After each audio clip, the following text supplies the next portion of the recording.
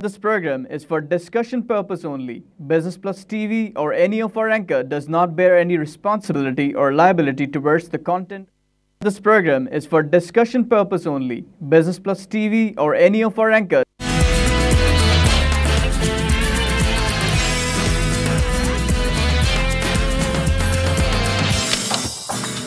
नाज़रीन, welcome to business today. मैं हूं अली नासिर। जिस मौजू के ऊपर हम गुफ्तगू करते हैं जनाब वाला वो बिज़नेस, इकोनॉमिक्स और बैनुल-अक़वामी और मुकामी मंडियों के ऊपर रोशनी डालते हैं।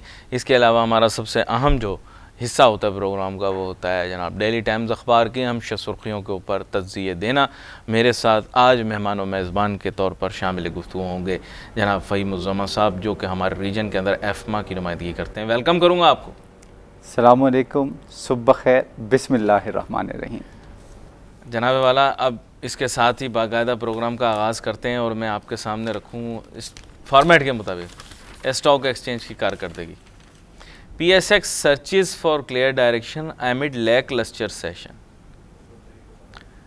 हकीकत बता दूं क्या वजह है? नहीं बता तो मैं सकता हूं, लेकिन बताऊंगा तो फिर लोग नाराज़ हो जाएंगे, क्योंकि इसमें फिर बहुत सारे लोगों का अब क्या होता है। चलें एक ढके छुपे अंदाज में आपको बताता हूं। ढके छुपे अंदाज में क्या था? बिल फर्जी तौर पर कहते हैं, हमारे स्टॉक एक्सचेंज की बात नहीं करी। एक स्टॉक एक्सचेंज था, उसका नाम था ABC स्टॉक एक्सचेंज। वहां पर क्या हुआ कि ए ब्रोकर का बी ब्रोकर के साथ झगड़ा हो गया। एक फर्जी बात कर रहा हूं, हकीकी बात नहीं है। देखो, ए ब्रोकर का बी ब्रोकर से झगड़ा हो गया। बी ब्रोकर ने ए ब्रोकर को बहुत नुकसान पहुंचाया, वो बहुत मुश्किल में आ गया। बी ब्रोकर ने ए ब्रोकर को बड़ा नुकसान पहुंचाया, ए ब्रोकर बहुत ज्यादा परेशानी में आ गया। किस्मत का करना ऐसा हुआ या वक्त की चाल चलन कुछ इस तरह से थी कि ए ब्रोकर के वक्त अच्छे हो गए। अब जब ए ब्रोकर के वक्त अच्छे हो गए तो अब उसने कहा अच्छा यार बी, तूने मेरे साथ जो कुछ किया है मैं उसका बदला उतार दूंगा। बस ये हो रहा है, बस ये हो रहा है। शेयर बिक भी रहे हैं, खरीदे भी जा रहे हैं। लोग कंफ्यूजन इस बात में होती है, अच्छा इसमें क्या है कि अच्छी बात है वो जो स्टॉक एक्सचेंज है जिसका नाम ABC स्टॉक एक्सचेंज है। नहीं PSX के मुतालिक बात नहीं कर रहा, आंख पता नहीं क्यों फड़क रही है। वो जो स्टॉक एक्सचेंज था, फर्जी स्टॉक एक्सचेंज जिसका नाम ABC था, उसका जो रेगुलेटर था ना वो बड़ा मस्ती में था। उसने कहा आपस में लड़ो, मारो एक दूसरे को, शाबाश। बड़े तुरम खान बने हुए थे ना, बड़े चौधरी बने हुए थे। PSX की बात नहीं हो रही, ABC स्टॉक मार्केट। वहां पे रेगुलेटर बड़ा खुश था। उसने कहा कि भाई अच्छा है, पहले मुझे तंग करते थे, अब एक दूसरे को तंग करो, करो करो, छेड़ो छेड़ो, ठीक है। तो अब मसला ये है कि अब PSX की तरफ आ जाते हैं, जो कि जरूर ABC स्टॉक एक्सचेंज को छोड़ें यार, एग्जाम्पल्स पे बात नहीं करते, ज्यादा रियलिटी पे बात करते हैं। PSX दुनिया की मारूफ तरीन मार्केट, नीके वाले तो पापड़ बेचते हैं, सब कुछ तो PSX में होता है। लो, आपको पता ही नहीं। आपकी ये जो पुरस्कार किस्म के मुस्कुराहट है, ये मुझे परेशान कर देती है। फुटसी वाले क्या हैं? अरे ये तो कोई चीज नहीं है। फुटसी इतनी छोटी मार्केट और PSX इतनी बड़ी मार्केट। यार वो बुजुर्ग की दुआ थी, 9 से 10 के दरमियान तो झूठ नहीं बोल सकता, बोलेगा तो जुबान झूठ बोलेगी तो इशारे सच बोलेगी। हाँ, डेक्स वालों को क्या पता, कैक वालों को क्या पता। आप ऐसे ही पेरिस में जाते हैं, इंप्रेस होते हैं CEC स्टॉक एक्सचेंज। क्या चीज है वो? सारा कुछ PSX है। हम लोग हैं, हम बेस्ट परफॉर्मिंग मार्केट्स हैं। छोड़ें, मेरा हो गया, अब आप शुरू करें। ज़रा बैनुल अक़वामी माशी हालात के ऊपर एक नज़र डाली जाए। कल एक धमाका हुआ है और बड़ा ज़बरदस्त धमाका हुआ है, और हमसे बहुत दूर है, हमारे को मतलब ठीक है, खैर।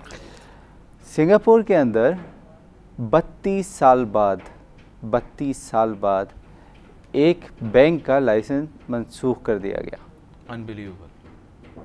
BSI नामी एक मर्चेंट बैंक था, उसका लाइसेंस मनसूख कर दिया गया।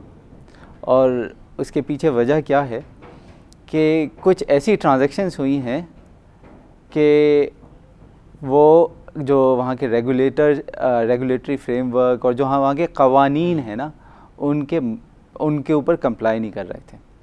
और न सिर्फ ये कि वहाँ पे रेगुलेटर ने, मॉनेटरी अथॉरिटी ऑफ सिंगापुर ने वो मनसूख कर दिया, बल्कि बहुत सारे लोगों के ऊपर मुकदमे डाल दिए बैंकर्स के ऊपर।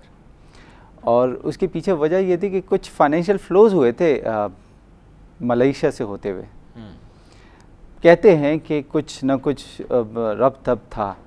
और अगर आप तो माशाल्लाह सारी जगहों के ऊपर, आपके ऊपर, सबके ऊपर नज़र रहे सारी जगहों के ऊपर, कुछ ऐसे डोनेशंस आए थे, कहते हैं कुछ ऐसे डोनेशंस आए थे 600 मिलियन डॉलर्स के आसपास अरब ममालिक से किसी के अकाउंट में, कि वो फिर पता नहीं कहाँ गायब हो गए।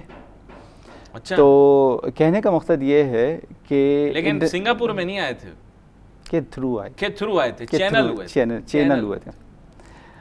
तो देखिए यहाँ पे मामला ये है कि आप अपने तई बहुत सारी चीज़ें कर लें, लेकिन जो आपके मुख्तलिफ हाथ हैं ना, वो इधर उधर से आपके ऊपर हल्का तो हाथ कभी रखते हैं, लेकिन जब मौका आता है तो बिल्कुल टाइट कर लेते हैं।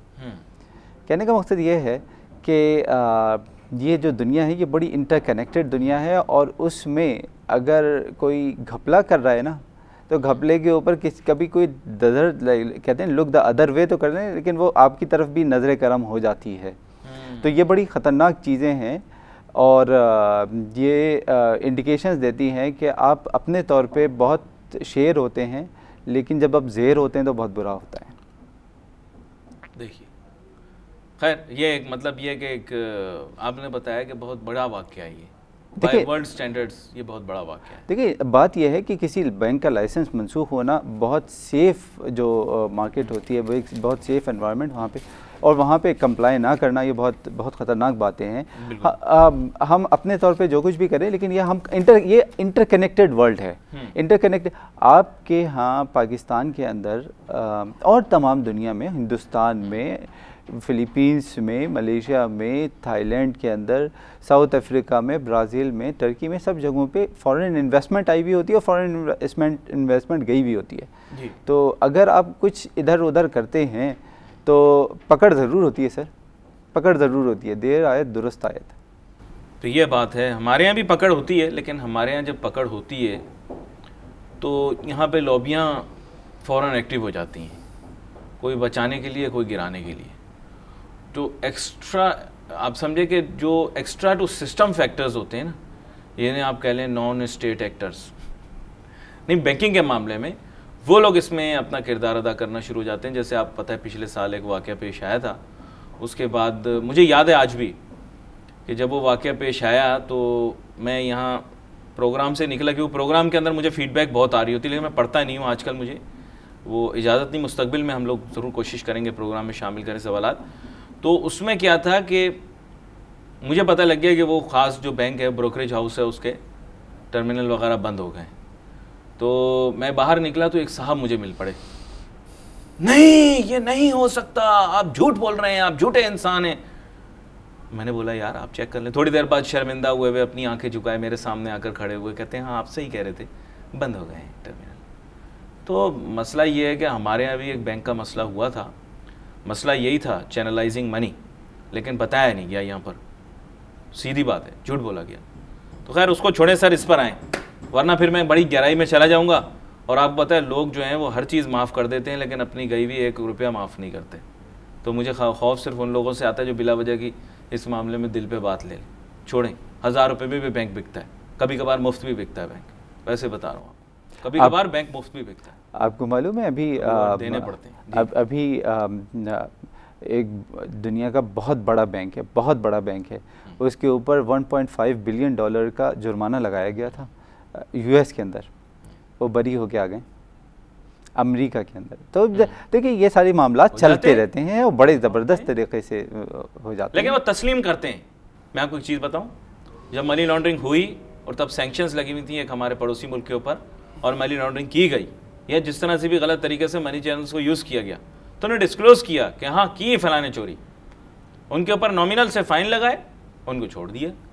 माना तो झूठ किसी मसले का हल नहीं है, क्योंकि झूठ के पैर नहीं होते, और सच 7 पर्दों के अंदर भी वाज़े होकर सामने आ जाता है। ये जो हम काम करते हैं ना झूठ बोल के, तो झूठ का जो होता है ना हमेशा मुंह नीचा ही होता है, झूठ ही बातिल होता है ना, बातिल ही झूठ है ना। छोड़ें सर, अब इसके अंदर छोड़ें, ये जो झूठ सुनने का आदी हो जाए ना उसको सच बोलें आप तो उसको बुरा लगता है। Yellow metal price remains firm on demand. मुख्तसर सी खबर आपको पढ़ दूँ, मुकामी है। Gold closed eight $1,228 an ounce with a $4 ounce upward variation। और पाकिस्तानी मार्केट के अंदर, मैं डोमेस्टिक मार्केट के अंदर आपको बता दूं, गोल्ड इन तोला टर्म्स अप बाय ₹175 पर तोला and stayed at ₹48,208 per tola, while in grammage value gold remained up by ₹149 per 10 grams to close at ₹41,373 per 10 grams। Dealers ख़वातीन पूछती हैं बहुत सारी, सोना ख़रीदने का टाइम आ गया या नहीं आ गया। अब तो मजबूरी है क्योंकि रमज़ान के ख़त्म होने के बाद शादी सीज़न पाकिस्तान में शुरू हो जाएगा, तो अब इससे ज़्यादा और नहीं रोक सकता इनको। मेरे ख्याल अभी तो मजबूरन ख़रीद लेना चाहिए। अभी 9 वीक के अंदर सबसे लोएस्ट लेवल के ऊपर है। अभी पिछले 9 वीक के अंदर, 9 वीक में, हाँ, 9 हफ्तों में सबसे लोएस्ट लेवल के ऊपर आया है कल। अच्छा, एक फिनोमेना तो है, आप भी माने इस बात को, गोल्ड में anything that goes up must come down, और फिर obviously anything that comes down at some point of time if it has the value, underlying value, yes, if it has the underlying value। so with that expectation आप मुझे बताइएगा, I'll have a humble opinion कि if gold prices have come down, certainly there might come a point in time when they would go up again। that is my point of view। now I may be wrong but I would want your opinion। देखिए, आप जो कह रहे हैं ना fluctuation, बिल्कुल यही बात है कि फ्लक्चुएशन तो आता है, लेकिन अगर मेरे पास वो क्रिस्टल बॉल होता तो मेरा ख्याल है मैं इस वक्त न्यूयॉर्क एक्सचेंज का वो शिकागो कमोडिटीज़ मार्केट के अंदर बहुत बड़ा ट्रेडर। कहने का मकसद ये है, जो बात है वो बहुत इम्पॉर्टेंट है कि बहुत ज़्यादा इम्पॉर्टेंट बात होती है जब आप सोना या कोई और चीज़ एज एन इन्वेस्टमेंट प्रोडक्ट ख़रीद रहे हों, और अगर आप ख़रीद रहे हैं तो उसमें आपका मकसद पता होना चाहिए। अच्छा, यहाँ पर हम अपनी बातचीत जारी रखते हैं, वापस आके थोड़ा गोल्ड के मुतालिक बात करते हैं, लोगों के बड़े नज़दीक मौजूद है, लेकिन छोटा सा एक ब्रेक लेना है। नाज़रीन, let's take a short break.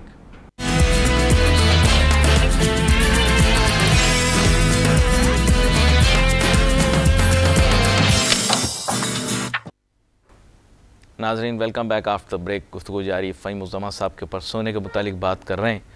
इन्होंने बेसिकली एवेन्यू को भी और डिसीजन को भी वे करने की बात की, जो मैंने अंडरस्टैंड किया आपकी गुफ्तगू से। देखिए, वही बात है कि अगर आप वो इन्वेस्टमेंट की नीयत से कर रहे हैं तो ज़रा सोच लें, थोड़े बहुत ज़रा सा अपना पर्सपेक्टिव ले लें। आप लॉन्ग टर्म पर्सपेक्टिव लें या शॉर्ट टर्म पर्सपेक्टिव लें या मीडियम टर्म पर्सपेक्टिव। देखिए, इन्वेस्टमेंट में एक बहुत अहम किरदार होता है कि आपका मकसद क्या है।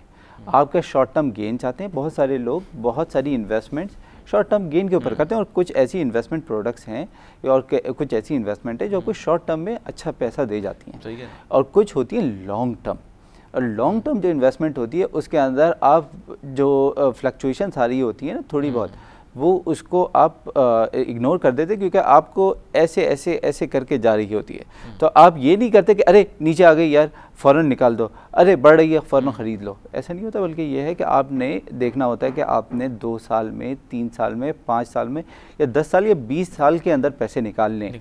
तो अगर आपने कोई चीज़ निकालनी होती है तो फिर आप उसी के हिसाब से करते हैं, और फिर अगर आपका शॉर्ट टर्म जो है बेनिफिट है तो फिर आप रिस्क फ्री इन्वेस्टमेंट के अंदर रखते हैं। इसे कहते हैं कि आपने अपना जो कैपिटल है या अपना जो सरमाया है वो पार्क कर दिया है, और ये इससे महफूज कर लिया है कि आपकी इन्फ्लेशन से हिट ना हो। अच्छा, in my own opinion I believe कि पाकिस्तान को अपने गोल्ड रिजर्व्स बढ़ाने चाहिए। It would have been an ideal time when we were around $1,100. However, right now is also not a bad time to buy gold. Unfortunately, our coffers are empty. हमारी जेबें ही खाली हैं। लेकिन the school of thought in economics that I belong to, I believe that a substantial portion of your currency should be backed by a physical asset, not merely paper currency backed by air। क्योंकि अब तो सिर्फ हवा है. If we had, and we do have gold reserves by the way, every country has gold reserves. हमारे हैं gold reserves, but वो they're not really that much, they're minuscule. देखिए स्टेट बैंक में प्रोफेशनल लोग बैठे हुए हैं और स्टेट बैंक एक प्रोफेशनल इदारा है जहाँ पे इन्वेस्टमेंट एलोकेशन और रिजर्व्स मैनेजमेंट जो है वो प्रोफेशनली होती है. ऐसा नहीं है कि आप आए और आपका कोई जान पहचान है या पर्ची आई है तो वहाँ पे इन्वेस्टमेंट हो जाती है. ये बहुत ही ज़्यादा प्रोफेशनली रन ऑर्गेनाइजेशन है स्टेट बैंक ऑफ पाकिस्तान, और वहाँ पे जो आपकी रिज़र्व मैनेजमेंट हो रही है वो बहुत अच्छे तरीके से हो रही है. अपनी नज़रें चुरा रहा हूँ आपसे यार. नहीं, आप कह रहे हैं, मेरा जो बहुत थोड़ा सा तजर्बा है या मालूमात है या जो मेरी जो इल्म है उसकी बुनियाद के ऊपर मैं आपको रिज़र्व मैनेजमेंट की बात बता रहा हूँ. बाकी बहुत सारी चीज़ों के ऊपर मैंने नहीं बोला है, इस वजह से जिस चीज़ के ऊपर मैंने बोला है मैं बड़ी ज़िम्मेदारी से बात आपको कह रहा हूँ कि ये ऐसा हो रहा है. जिम्मेदारी से कह रहे हैं, फिर आप ज़ाहिरी बात है आप जिम्मेदार आदमी हैं, मैं आपकी बात की नफ़ी तो नहीं कर सकता. सर स्टेट बैंक प्रोफेशनल लोग चला रहे हैं. स्टेट बैंक सर लगा चला रहे हैं, मैं आपकी बात मान लेता हूं. देखिए बहुत बड़ी बात है, बहुत बड़ी बात है, बहुत बड़ी बात है. मैं मान लेता हूं आपकी बात, मैं मान रहा हूं. पाकिस्तान में बैंक फेलियर्स पिछले 10-15 सालों में बहुत ही शाज़ुर और नादिर हुए हैं. लेकिन सर इनका ये काम नहीं है ना, इनका काम है to bring stability in prices. State bank का एजेंडा मॉनेटरी पॉलिसी है ना, इन्फ्लेशन पॉलिसी और मॉनेटरी पॉलिसी इनका काम ही ये है. And you know what we have had, I am not talking about the current one. हो सकता है अशरफ अतरा साहब अच्छे तरीके से मैनेज कर रहा हूँ. मैं मिलता हूँ स्टेट बैंक के चंद लोगों से दूर दूर से, तो मैंने उनको देखा है कि अच्छा ही काम कर रहे होंगे. सारे लोग शरीफ ही लगते हैं, खाली एक मैं ही बदमाश हूँ इस मुल्क के अंदर, बाकी सब तो ठीक है. मैं यही बोलता हूँ बात, मैं गलत बात नहीं करता, मैं तो कहता हूँ मैं खुद गलत हूँ. लेकिन मेन इशू ये है कि I think their agenda is stability in prices. They have dreadfully failed as an institution for the last many decades. मैं आज की बात नहीं कर रहा, मैं फिर यही बात बोल रहा हूँ. They have dreadfully failed. Their performance has been very, very poor. They have not brought any stability in prices. They give irrational, I don't want to negate what, they bring irrational monetary policies which do not show lack of professionalism. They basically show that they are not as autonomous as they should have been. We have seen state bank governors in the past, some accusing the government. We have seen state bank governors in the past saying that currency is being smuggled from this country. We have foreign currency is being smuggled from this country. And we have seen that they have shown their powerlessness in this case. Again, I am saying I am not talking about the current state bank regime, क्योंकि यार state bank से मुझे डर लगता है बिला वजह ऐसे ही क्यों किसी स्टेट इंस्टीट्यूशन, ना मैं FBR के खिलाफ मौजूदा किसी की बात करता हूँ, ना स्टेट बैंक के बारे में बात करता हूँ. पर जहाँ तक आपने बात की, maybe they are professionally run. If you talk about, आप मॉनेटरी पॉलिसी की बात कर रहे हैं ना, monetary policy is subset of the fiscal policy, right.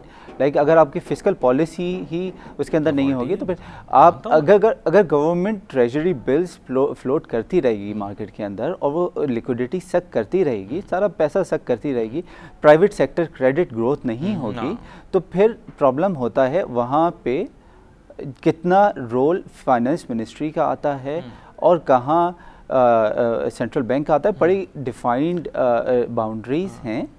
लेकिन कहने का मकसद ये है कि गवर्नमेंट की फिस्कल पॉलिसी बहुत ज़्यादा असरअंदाज होती है availability of capital and cash in the. Let me just put it in this way. What is, we've seen the monetary policy, we've seen the blah blah blah, we've seen this and we've seen that. हम देखते हैं कि उर्दू में भी आती है हर चीज़, English में भी आती. I just want a straight answer to a straight question. इनका काम stability in prices लाना है. What are they doing for the next 3 months, 4 months, 6 months, 8 months, which is clearly stating that they are bringing stability in prices? In Ramadan, people are complaining that price structure has drastically changed. Are they keeping in touch with the statistics on ground? Are they aware where food inflation stands? Are they aware where non-food inflation stands? Are they aware where rentals stand? Are they aware where property prices are going? See, sir, देखें, with all due respect, agenda से they cannot divert. I know, आपने तो बड़ा अच्छा positive statement दिया, मैं भी कहता हूँ सही है, ठीक है. पर हमारी एक मजबूरी है, सानू बंदा नहीं लभदा. असी लभदे रहंदे ने, सानू बंदा नहीं लभदा. जेड़ा भी बंदा लभे वो कहंदा मैं माली हां. अब इतना ही I would like to state. I wouldn't like to go beyond criticizing unnecessarily. You are right. Many a times the finance ministry is responsible for the mess that they are in.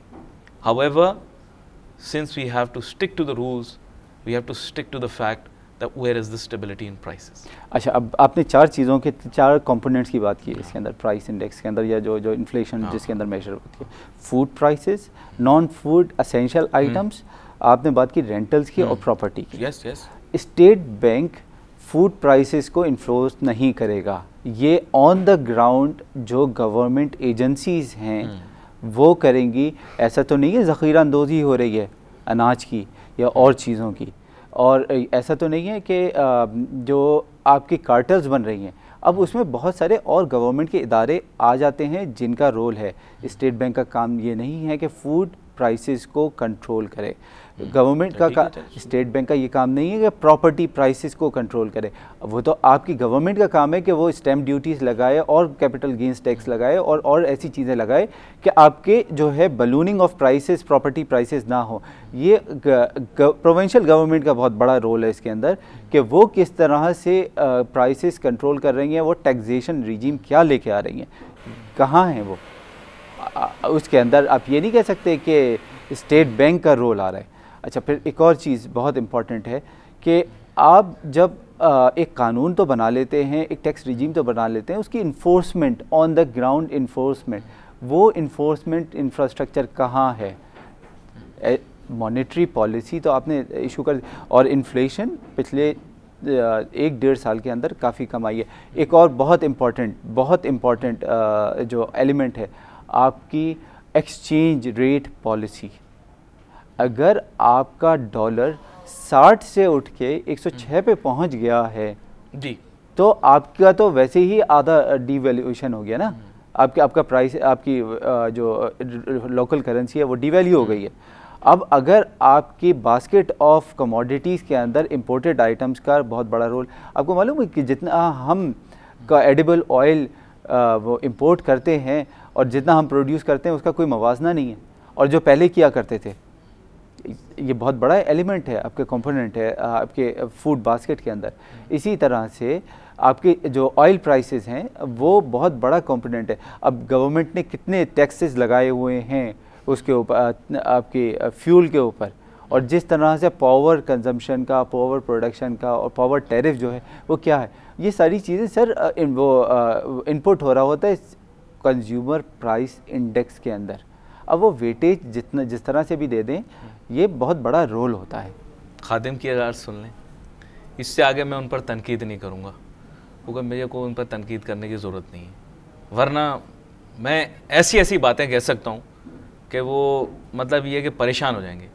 लेकिन मेरे जैसा पढ़ा लिखा तालीमी याफ्ता आदमी, I should keep my mouth shut.